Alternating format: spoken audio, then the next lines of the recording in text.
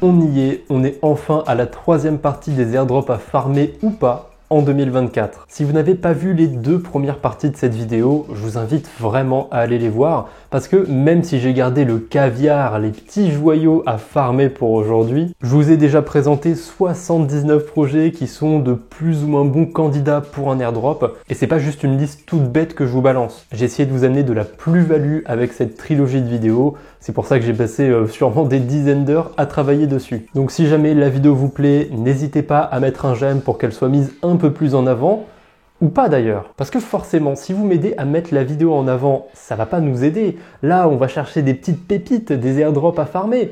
On n'a pas envie qu'il y ait tout le monde qui vienne farmer les airdrops. Donc ne likez pas la vidéo, ne la mettez pas en avant, n'allez pas la partager. J'avoue, là je joue sur le coup de la psychologie inversée. Je pense pas qu'avec 9000 abonnés et peut-être 1000 vues maximum, je vais influencer grand chose sur ces projets, mais on sait jamais. Donc vous faites comme vous voulez. Like ou pas, partage ou pas, peu importe. On perd pas plus de temps et on commence enfin la vidéo.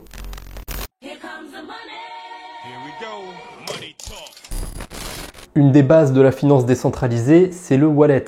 C'est tout con, mais c'est un petit outil qui va pouvoir nous permettre de stocker nos cryptos. C'est aussi lui qui va nous accompagner pour interagir avec la DeFi. Et si vous suivez la chaîne, vous savez que j'ai un gros favori pour ce qui est des wallets, c'est Rabby. Pour moi, c'est indéniablement le meilleur. Ce qui le rend aussi bon, c'est toutes les fonctionnalités qui sont intégrées à ce wallet.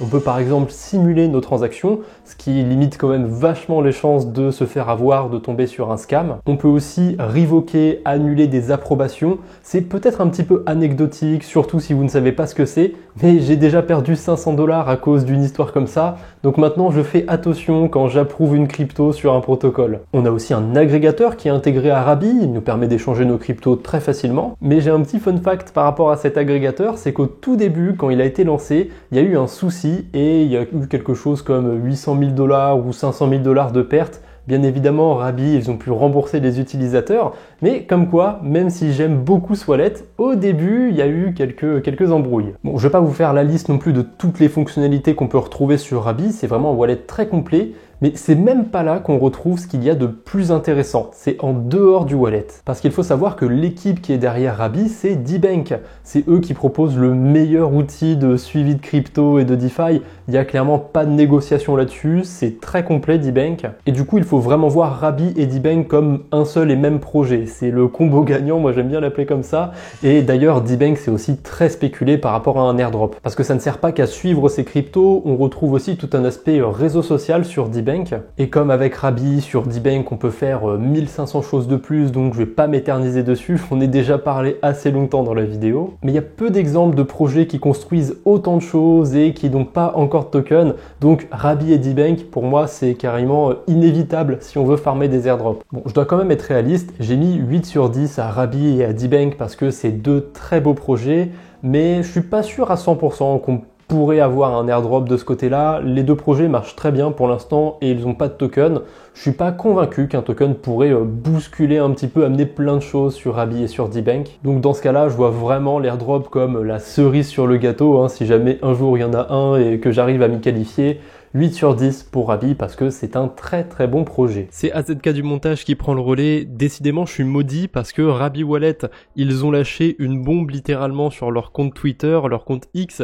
Ils ont posté ce petit appareil photo en disant « Préparez-vous à sourire pour la caméra ». Au tout début, je pensais évidemment que c'était un rapport avec une potentielle snapshot qui aurait pu être prise. Mais avec le recul, je pense que ça n'a rien à voir avec ça n'a rien à voir avec un airdrop. Et ils sont plutôt en train de teaser leur version mobile. Ça fait des mois, peut-être même plus d'1 an que cette version est attendue par la communauté.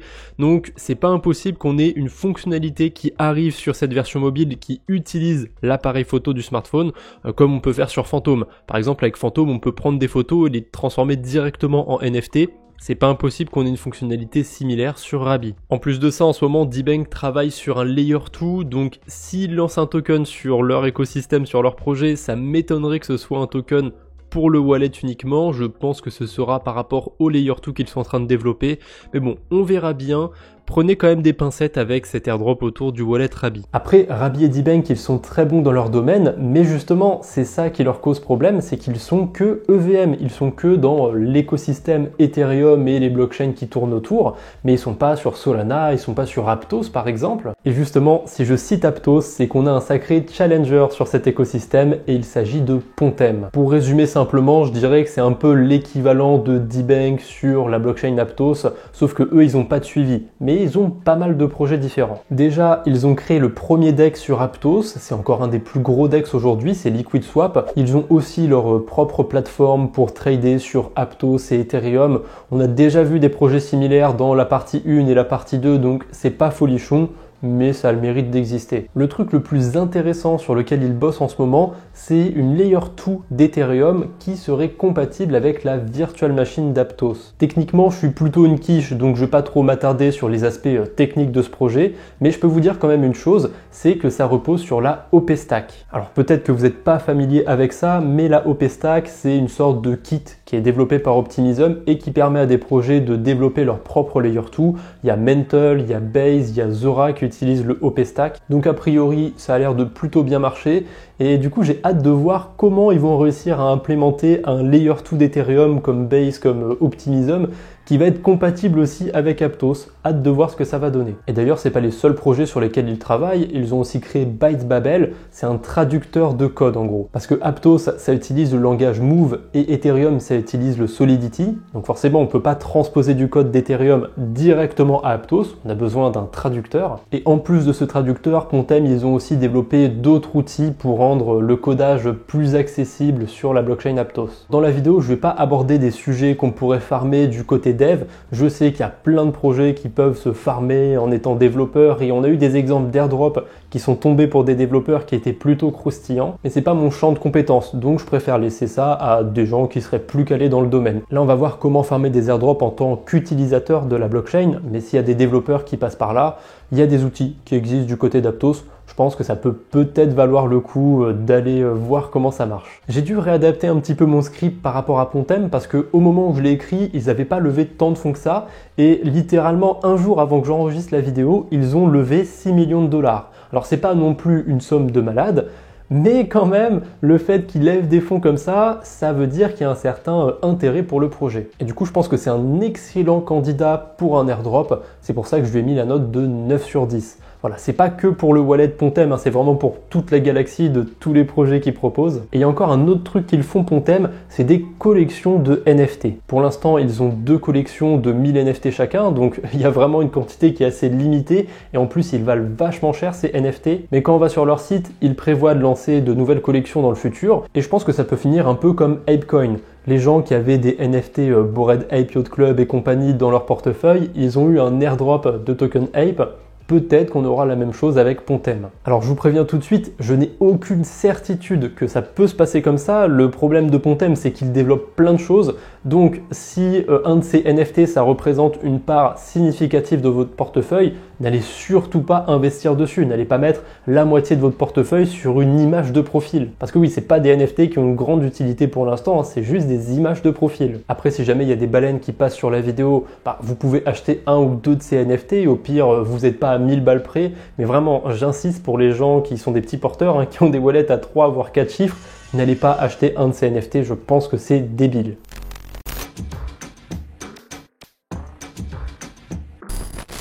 Bon, j'ai pas envie de faire une vidéo qui dure 2 heures encore, donc je vais essayer de passer assez vite les 2 prochains projets. Et ça tombe bien puisque les agrégateurs, on en fait assez vite le tour. Le premier agrégateur, c'est Avenue, l'agrégateur principal sur la blockchain Starknet. Enfin, je dis principal, mais je pense même que c'est les seuls pour l'instant sur Starknet. Normalement, l'airdrop du côté de la blockchain Starknet, c'est trop tard pour le farmer, mais quasiment tous les projets de cet écosystème n'ont pas de token.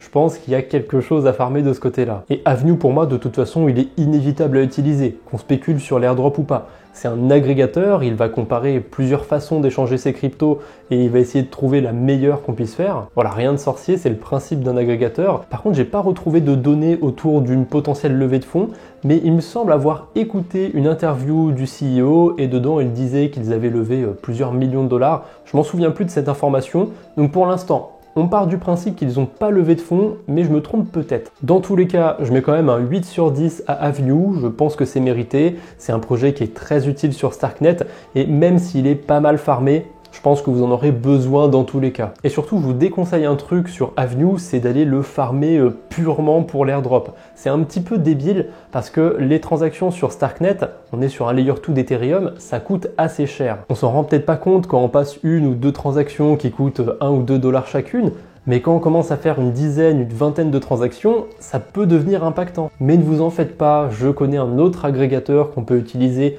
en dehors des Layer 2. Il s'agit d'OnDeFi que j'ai déjà présenté plus d'une fois sur la chaîne YouTube. Et OnDeFi, ce n'est pas un agrégateur, c'est un méta-agrégateur. L'agrégateur, il va comparer plusieurs protocoles en même temps. Et bien, le méta-agrégateur, il va comparer plusieurs agrégateurs en même temps. On a un niveau de complexité en plus, mais du coup, ça permet d'optimiser vachement ces échanges de crypto. On pourrait croire que tous les agrégateurs sont égaux, mais ils ont tous leur propre algorithme, ils ne fonctionnent pas de la même façon, et du coup, les comparer en même temps, ça peut être très intéressant. Sur OnDeFi, on retrouve le système classique de points. D'ailleurs, il fonctionne très facilement celui-là. Si vous échangez 1 dollar de crypto, vous avez 1 point. Si vous échangez 100 dollars, vous avez 100 points. Vous avez compris l'idée. Et n'essayez pas de farmer ce genre d'airdrop avec des stablecoins, de faire plein d'allers-retours avec 2 stablecoins. Ça ne marche pas. C'est très facile de vous identifier, de vous retirer tous vos points, voire de vous disqualifier. Donc vraiment, utilisez les agrégateurs quand vous en avez besoin. D'ailleurs, OnDeFi, c'est même plus que ça. Il n'y a pas que le méta-agrégateur. On retrouve aussi d'autres options sur le protocole, mais pour les gens qui sont assez avancés sur la DeFi, qui ont déjà un minimum de niveau, c'est pas très intéressant. Donc si vous êtes plutôt débutant sur la DeFi, je vous invite à être curieux et à aller voir ce qu'on retrouve d'autre sur OnDeFi, mais pour les autres, je pense que le méta-agrégateur vous suffira amplement.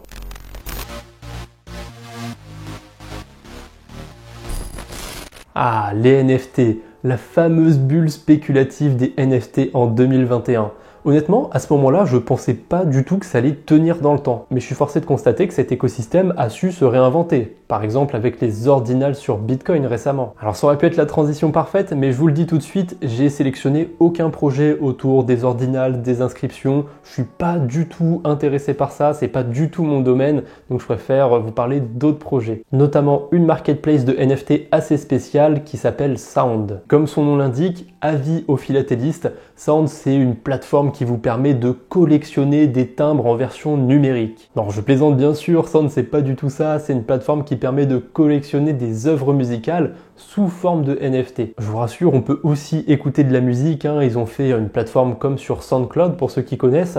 Alors c'est pas encore folichon pour l'instant, c'est difficile de faire venir des artistes. Et pour moi le problème de Sound, c'est qu'ils sont arrivés un petit peu trop tôt sur le marché. J'en avais déjà fait une vidéo dédiée il n'y a pas très longtemps et il y a un truc qui m'avait tout de suite tapé dans l'œil sur ce projet. C'est lui là, Snoop Dogg. Il avait participé à la levée de fonds et on peut même le retrouver sur la plateforme. Malheureusement, quand Sound s'est lancé, c'était en plein bear market. Je suis sûr que si là, il lancerait le projet, ça marcherait beaucoup mieux. Néanmoins, ils ont pu construire pendant tous ces mois de bear market et il n'y a pas très longtemps, ils se sont même déployés sur la blockchain Base. Donc si vous aimez la musique, soyez curieux, allez écouter un petit peu ce que les artistes font là-bas, éventuellement prévoyez quelques dollars pour aller minter 2-3 NFT. Il y a des mines qui coûtent vraiment pas grand-chose, voire qui sont gratuits. Je mets des guillemets parce que ce qui est gratuit en fait ça coûte à peu près 2 dollars à minter. Et si vous êtes un artiste, vous pouvez toujours tenter de poster votre musique en plus sur Sound. On sait jamais, ça peut peut-être attirer une nouvelle fanbase. Allez, on reste encore sur le domaine des NFT. Il y a pas longtemps, j'ai découvert un projet qui s'appelle Tradeport. C'est pas une marketplace de NFT, c'est carrément un agrégateur. Sa particularité, c'est qu'il est sur des blockchains qui sont pas du tout habituelles pour échanger des NFT. Puisqu'on va le retrouver sur NIR, sur Stacks et enfin sur Sui que j'aime beaucoup en ce moment. On va pas se mentir, sur ce genre de plateforme, c'est vraiment que de la spéculation, on va clairement acheter des JPEG, mais je m'attendais vraiment pas à retrouver ce genre de protocole, un agrégateur comme ça, sur des blockchains aussi reculées que Sui, NIR et Stacks. J'ai pas grand chose de plus à dire sur Tradeport, ça m'a un peu fait penser à Blur à ses débuts, donc on verra bien ce qui va se passer de ce côté-là. Si vous êtes curieux, allez jeter un œil.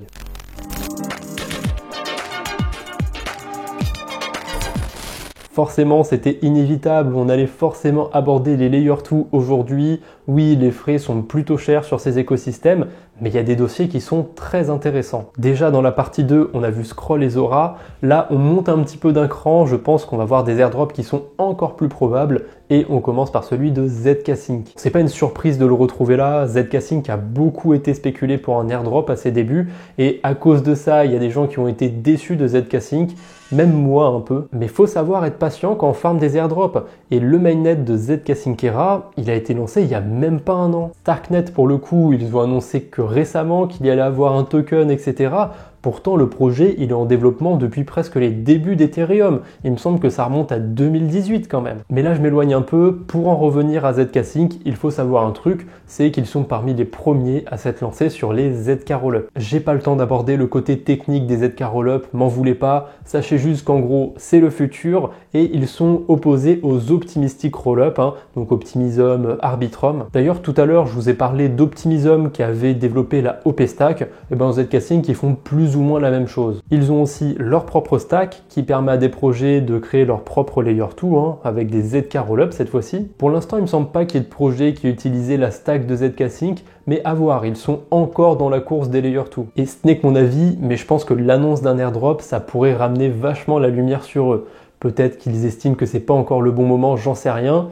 Mais à mon avis, ils l'envisagent quand même. Maintenant, je sais pas si on a encore le temps de le farmer ou quoi, mais comme je pense que c'est un événement quasi sûr, je lui ai mis un 8 sur 10. Tout comme pour Linea, qui est aussi un ZK Rollup d'ailleurs. Par contre, en termes de frais de transaction, Linea, il bat déjà des records, c'est très cher sur ce layer 2. C'est pas au niveau d'Ethereum non plus, mais ce qui m'intéresse le plus sur Linea, c'est la boîte qui est derrière le projet, puisque c'est nul autre que les motherfuckers Consensus, la boîte qui est derrière MetaMask. J'ai beau préférer le wallet Rabi, factuellement MetaMask, c'est le mastodonte, c'est le poids lourd, c'est le wallet le plus utilisé dans le monde. Forcément, ce critère d'avoir développé un des plus gros wallets, ça suffit pas, mais il faut savoir quand même que MetaMask a beaucoup été spéculé pour un airdrop aussi. Mais j'ai du mal à croire qu'il pourrait y avoir un jour un token sur MetaMask. Je pense que si Consensus lance un airdrop sur sa galaxie de projets, ce sera vraiment sur Linea. Bon, il y a quand même un bémol par rapport au farming sur Linea, c'est que pendant un moment, on avait eu une série de quêtes qui étaient assez intéressantes, il y en avait eu aussi sur le testnet,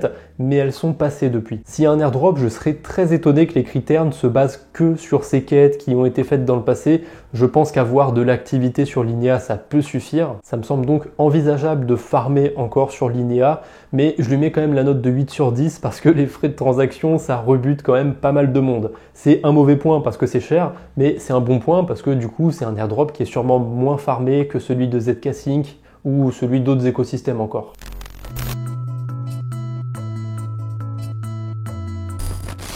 Je reviens un petit peu sur Starknet, il y a un dernier projet que je ne vous ai pas présenté sur cet écosystème, c'est Zkland. Bon là il n'y a pas trop de suspense, avec son nom on se doute bien que c'est un protocole de lending et il est plutôt classique comme protocole, il me semble d'ailleurs que c'est le plus gros sur Starknet. Et contrairement à Nostra qu'on a vu dans la partie 2, sur Zkland on peut déposer de l'Ether staké. Après ça c'est plutôt anecdotique. Ce qui m'a fait mettre un 8 sur 10 à Zkland, c'est le fait qu'ils aient levé des fonds et que le projet soit assez ambitieux. Sur leur page d'accueil, on voit qu'ils ont pour but d'atteindre une audience institutionnelle. À voir s'ils y arriveront. Mais le plus intéressant, je pense, par rapport à un potentiel airdrop, c'est qu'ils ont déjà défini leur tokenomics. Et ils ont même défini la répartition des tokens et ça laisse vraiment penser qu'il y aura un airdrop. Après, rien n'est indiqué clairement. On ne peut pas affirmer qu'il y aura un airdrop, mais je pense que le 8 sur 10 est mérité pour Zkland. À mon avis, c'est quand même un des projets à farmer sur Starknet. D'ailleurs, je reviens un instant sur leur page d'accueil. Ils affichent aussi leur roadmap. Et sur cette dernière, ils prévoient de devenir cross-chain. Et un protocole de lending cross-chain, il se trouve que j'en connais déjà un. C'est une sacrée coïncidence ça, c'est vraiment un sacré hasard. Oui, bon, ma transition était toute trouvée pour passer à Prime Protocol, élu le meilleur protocole de lending 2023, selon moi. Ce prix que je desserre à Prime Protocol du coup n'a aucune valeur bien sûr, mais si vous avez regardé un petit peu mes vidéos en 2023, j'ai utilisé plus d'une fois Prime Protocol sur la chaîne YouTube. Et je dois dire que quand je l'utilise, j'ai l'impression d'être dans le futur. Je peux déposer des Ethereum sur Optimism et emprunter des USDC sur Polygon.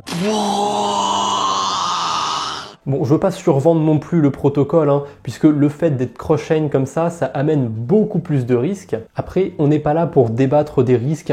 Sur la DeFi, il y en a partout des risques, il n'y a pas de risque zéro comme je le dis souvent. Et mes vidéos, c'est pas des conseils en investissement. Même si je vous parle d'airdrop, même si je vous fais des guides ou quoi que ce soit, faut voir plutôt ces vidéos comme des outils ou comme du divertissement. À la limite, j'ai la prétention de vous apporter un peu de savoir avec mes vidéos, mais à aucun moment je prétends que vous allez devenir riche, que vous allez gagner plein de sous-sous en faisant comme moi. Désolé, j'ai dérapé un petit peu avec mon disclaimer, mais c'est important de le rappeler. Bref, Prime Protocol coche toutes les cases d'un bon airdrop à farmer en ce moment. Ils ont levé des fonds, il est plutôt attractif et la TVL, l'argent déposé sur le protocole, est en hausse. Et c'est aussi un protocole qui innove parce que c'est un des premiers, si ce n'est le premier protocole de lending cross-chain. Même si ça apporte plus de risques, je trouve que l'innovation, c'est une part importante quand on chasse des airdrops. On retrouve malheureusement un système de points, je suis pas trop fan de ce genre de système, mais je dois dire qu'il a pas l'air d'être très farmé ce système. Parce que quand on voit le nombre d'utilisateurs, comparé à un truc comme Zcalend, c'est ridicule.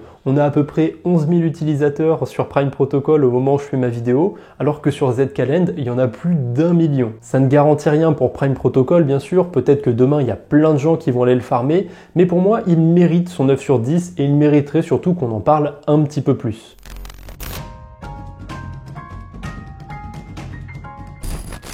Un autre protocole sur lequel on retrouve un système à points, c'est Navi. Et là, on change carrément d'écosystème, on passe sur la blockchain Sui. Je dois dire un truc quand même par rapport à ce système à points sur Navi, c'est que j'ai rien compris à son fonctionnement, mais bon, il semble pas être trop farmé. En plus, en ce moment, on a plein d'incentives, d'intérêts bonus à aller chercher sur la blockchain Sui, et vous vous en doutez bien, Navi ne fait pas exception. Ces intérêts bonus ne vont pas durer malheureusement, mais ça a apporté quand même pas mal de liquidités sur le protocole.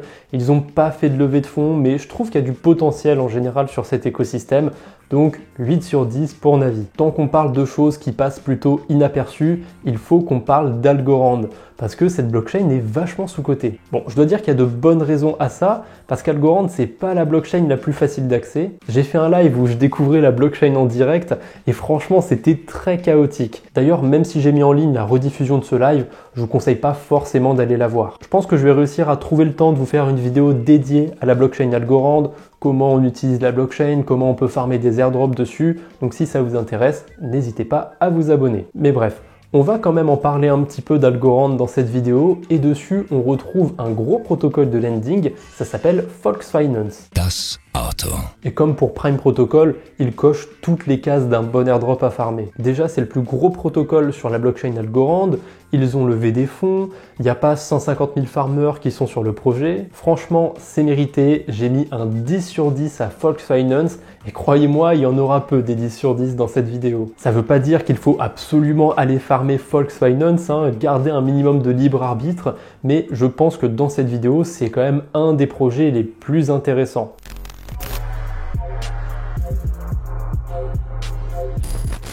Tant qu'on est sur Algorand, autant en finir. J'ai deux projets qui sont dans ma ligne de mire sur cet écosystème. Les deux projets, c'est des DEX. Le premier s'appelle Pact et Algorand, c'est vraiment un autre monde. On va retrouver des pools de liquidités qui sont très spéciales sur Pact, mais alors vraiment très spéciales. Par exemple, si vous déposez dans cette pool de stablecoin, vos stables, ils ne seront pas juste déposés sur Pact. Ils vont aussi être déposés sur Volksfinance, donc le protocole de lending. Ça va permettre de générer plus d'intérêts certes, mais ça va aussi amener un peu plus de risques. Je vous rassure, toutes les pools ne fonctionnent pas comme ça sur Pact, mais j'avais jamais vu un système comme ça ailleurs. Et forcément, sans surprise, sur le deuxième DEX qui m'intéresse sur Algorand, on retrouve aussi ce genre de pool de liquidité. Ce DEX, il s'appelle Tinyman. J'ai pas grand chose à rajouter sur Tinyman, c'est un DEX, c'est vraiment très classique sur la DeFi, on a des pools de liquidité, on peut échanger des cryptos, ils ont levé des fonds, donc je pense que le 8 sur 10 c'est mérité pour Pact et pour Tinyman.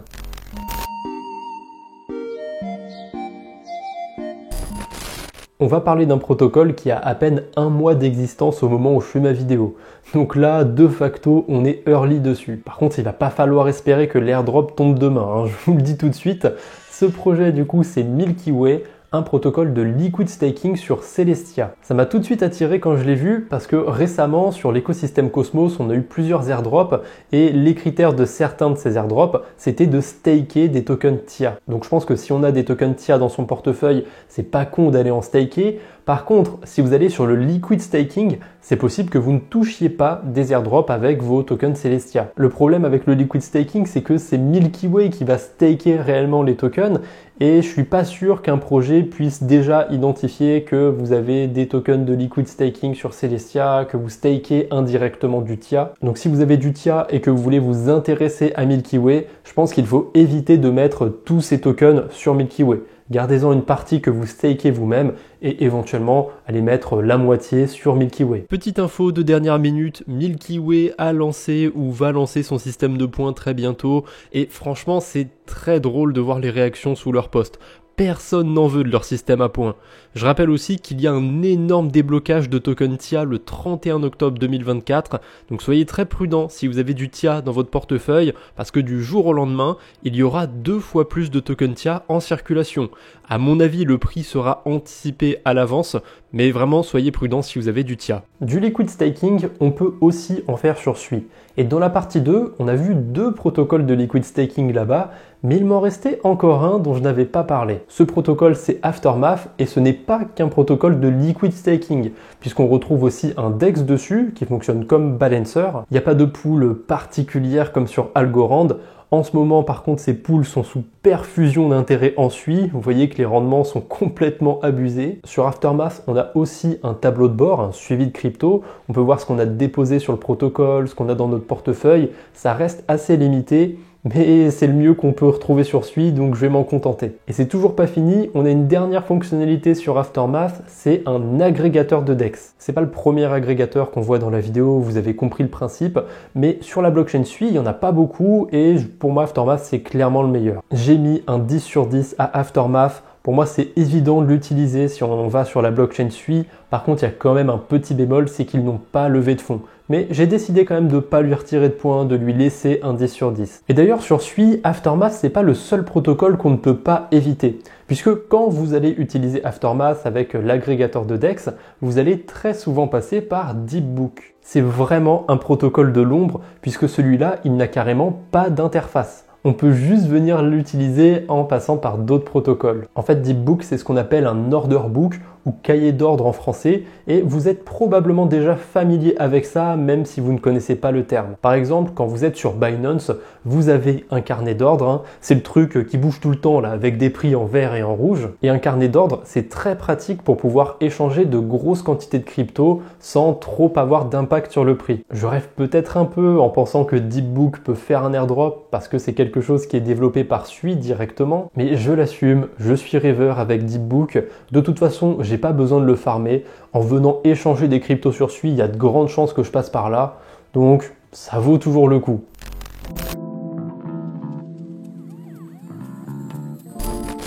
D'ailleurs, ce n'est pas le seul carnet d'ordre que j'ai sélectionné pour aujourd'hui. Je ne m'attendais pas du tout à aller sur ce domaine, mais il y en a un autre que j'ai découvert sur Aptos. Ce carnet d'ordre, c'est Econia, et contrairement à Deepbook qui s'en est tiré avec un 8 sur 10, là je mets la note maximale pour Econia, parce que c'est pas développé directement par Aptos. En plus de ça, ils ont levé des fonds, donc je pense que c'est envisageable qu'un jeton soit créé tôt ou tard. Maintenant, comment on peut utiliser Econia ? Il y a plein de façons de faire ça et vous vous rappeliez dans la partie 2 quand je vous ai dit que sur Aries on pouvait farmer un autre airdrop en même temps mais que j'avais bipé le nom du protocole. Ce protocole c'était Econia évidemment et on les retrouve sur tous les agrégateurs du côté d'Aptos, donc Hippo, SwapGPT, Aries, Kana. Je pense que j'en oublie peut-être un ou deux, mais on le retrouve sur tous les agrégateurs. Et c'est pas tout, on le retrouve aussi sur pas mal de protocoles de trading. Alors c'est les protocoles qui sont très simples, où on peut juste parier sur Ethereum et sur Aptos pour l'instant. Donc on a Gatortrade de Pontem, Kana encore une fois, SwapGPT encore une fois, et Aries encore une fois. Là aussi, je pense que j'en ai oublié un ou deux, mais vous avez une idée. On n'est pas assuré d'utiliser Econia quand on va utiliser la blockchain Aptos, mais je dois dire que c'est quand même vachement bien implanté sur l'écosystème. Après, c'est impossible de se faire une idée de si ce protocole est farmé ou pas, mais j'ai l'intime conviction qu'assez peu de gens, voire personne quasiment s'attend à un airdrop d'Econia, à part peut-être vous et moi. Donc ce que je fais pour Econia et ce que je fais aussi pour d'autres projets qui m'intéressent beaucoup comme ça, c'est de les suivre sur X. Parce que mine de rien, c'est quand même une bonne source d'information. Est-ce que je cale ça pour en profiter et pour faire la pub de mon compte Twitter?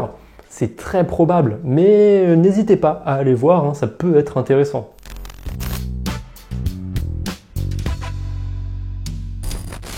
On va encore une fois pouvoir optimiser et farmer deux protocoles en même temps.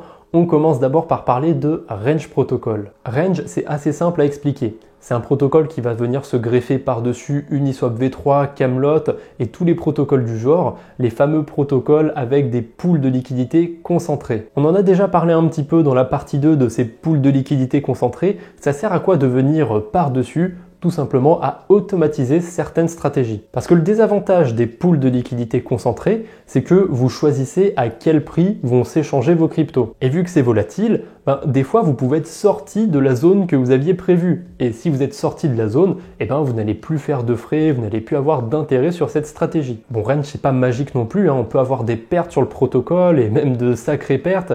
Donc si vous ne connaissez pas du tout les pools de liquidités concentrés, n'allez pas sur Range ou alors soyez très prudent. Par prudent, j'entends de vous y essayer avec des pools de stablecoin ou des pools avec de l'Ether et de l'Ether staké. Comme il y a assez peu de volatilité, ça va être difficile de sortir d'une zone. Au moins, ça vous évite les grosses erreurs qu'on peut faire avec les pools de liquidités concentrés. Vous pouvez peut-être comprendre un peu comment ça marche. Donc si vous voulez vous intéresser à Maverick, à Uniswap V3, à tous les protocoles comme ça, faites-le d'abord avec des stablecoins, avec de l'Ether, même si les rendements sont pas très intéressants. Bref, Range Protocol est un très bon candidat pour un airdrop selon moi. Ils ont fait énormément de volume, il y a de la TVL sur le protocole, ils ont levé des fonds, il n'y a pas tant de gens qui le farment. On a vraiment tous les ingrédients qui sont réunis sur Range. Et en plus de ça, en l'utilisant, on va pouvoir aussi farmer l'airdrop de Native. Alors Kezako Native, en très simple, c'est un outil qui permet de simplifier la création d'un DEX. D'ailleurs, petit rappel, c'est quoi un DEX? C'est un protocole qui vous permet d'échanger des cryptos, donc PancakeSwap, Uniswap et compagnie.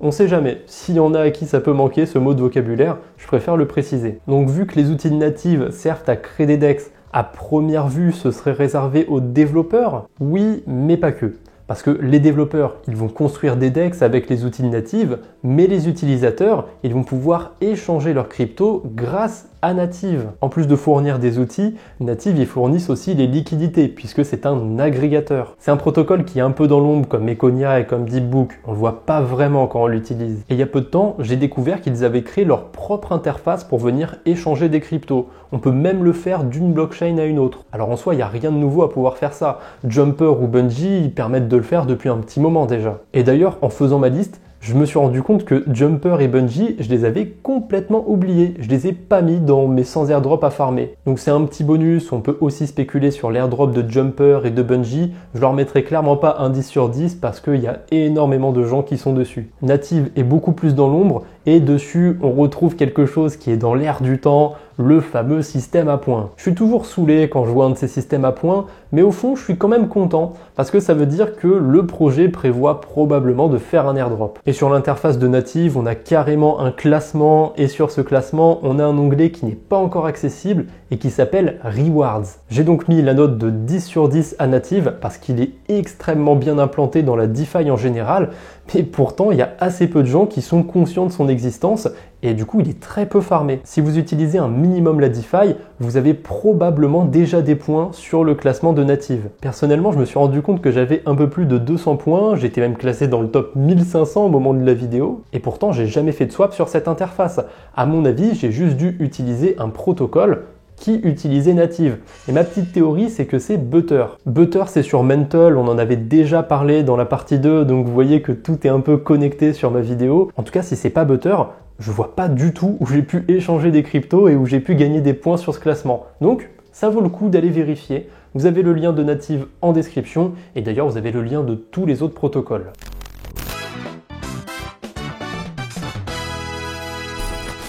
On y est, enfin le dernier protocole de cette liste, le 100e. J'ai même pas gardé le meilleur protocole pour la fin et je fais pas plus de suspense, il s'agit de Bebop. Je lui ai mis un 8 sur 10 à Bebop parce que je trouve que sa difficulté joue un peu contre lui. C'est pas difficulté dans le sens de l'utilisation, puisque c'est un protocole qui est très simple à utiliser, on s'en sert pour échanger des cryptos, et par rapport à la plupart des DEX, il a quand même de sacrés avantages. Déjà, on peut échanger plusieurs cryptos en même temps, ce qu'on ne retrouve pas partout, et en plus de ça, on peut le faire sans slippage. Donc on n'a aucune chance de tomber sur une attaque sandwich en utilisant Bebop. Mais comment c'est possible? Eh bien, c'est possible parce qu'en utilisant Bebop, vous n'allez pas passer par des pools de liquidité, mais par des market makers. Alors pour vous, en tant qu'utilisateur, ça va rien changer parce que au final, vous allez juste échanger des cryptos. Mais le souci, c'est que les market makers, ils imposent leur prix.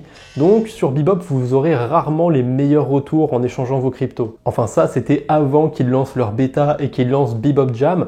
Pour l'instant, c'est pas optimal, mais le principe est simple. Jam, ce sera le mélange entre le Bebop actuel et un agrégateur classique, comme celui de 1inch ou de Native par exemple, et sur le papier, franchement, ça envoie du lourd. Bebop n'a pas levé de fonds malheureusement, mais ils ont un cheat code dans la crypto, ils sont backés par un market maker qui ont plein de thunes, c'est Wintermute. D'ailleurs, ils ont participé à des levées de fonds pour plein de projets crypto, donc je m'en fais pas trop sur Bebop et je pense que c'est pas impossible d'imaginer un token sur le protocole. À mon avis, en plus, on a le temps de le farmer vu qu'ils viennent à peine de lancer leur bêta et pour l'instant, l'accès il est encore sur invitation. Forcément, ce que je vous dis, ça va évoluer au fil du temps, donc peut-être que la bêta, elle sera terminée au moment où vous regarderez cette vidéo, mais si c'est encore d'actualité, on est plutôt early.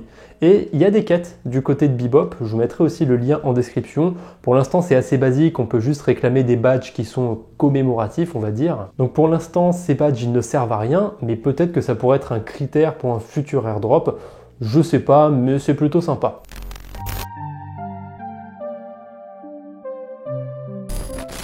Et voilà, j'ai fini, on a passé en revue 100 projets, mais ne quittez pas la vidéo tout de suite. Je vous prends un peu en otage parce que je vous ai menti. Cette série n'est pas une trilogie de vidéos, il y en aura une 4e. Et cette 4e vidéo, ce n'est rien d'autre qu'un guide complet pour farmer des airdrops. Dedans, je vous dirai tout ce qu'il y a à savoir. Ce que c'est un airdrop, comment on en trouve, comment on s'assure qu'un projet a de bonnes chances de faire un airdrop, comment farmer un airdrop. Bref, j'ai pris beaucoup de temps pour vous faire cette série de vidéos et surtout cette trilogie. C'est un peu fou d'ailleurs parce que cette trilogie de vidéos, elle va pas durer dans le temps. Il y a peu de chances qu'elle soit aussi pertinente en 2025. Mais le guide, j'ai espoir qu'il perdure un peu plus longtemps que ça. Qu'on puisse encore le regarder en 2025, peut-être même en 2026.